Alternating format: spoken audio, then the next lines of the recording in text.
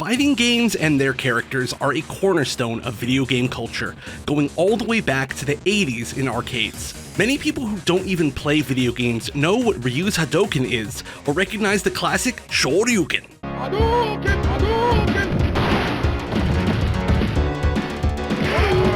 Shoryuken! Decades later, these characters have been the inspiration for hundreds of new characters to follow them, but not many people consider who in turn inspired these classic characters. Street Fighter I was one of the earliest fighting games to be released, coming out for arcades in 1987. In an era with less video games or anime to draw inspiration from, many characters were inspired by real-life fighters, such as Sagat being based on Muay Thai legend Sagat Petindi, one of the most dominant combat sport competitors in the world, or Balrog, who was based on boxer Mike Tyson so closely that originally he was the one named Bison. This led to an infamous situation where Capcom decided to switch around the names of Balrog, Bison, and Vega only in the English versions of every Street Fighter game, to avoid causing issues by being too similar to a real person.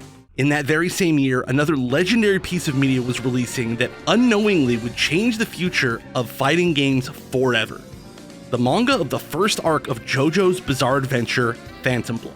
Although it only became a more household name amongst Western anime fans more recently, it has been extremely influential for decades, especially for fighting games, and even more especially for Street Fighter. In 1991, Street Fighter II released, introducing most of the classic characters that have reappeared over and over to this day, many inspired by characters from other media, such as Jojo's Bizarre Adventure.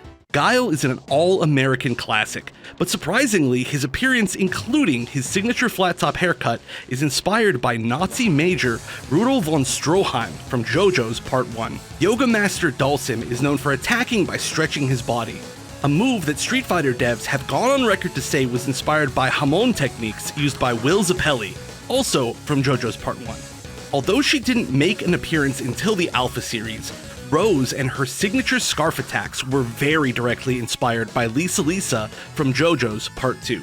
Even other game series such as The King of Fighters took reference from Jojo's, including Benimaru Nikaido, who received fashion inspiration and a powerful vertical hairdo from Jean-Pierre Polnareff in Jojo's Part 3.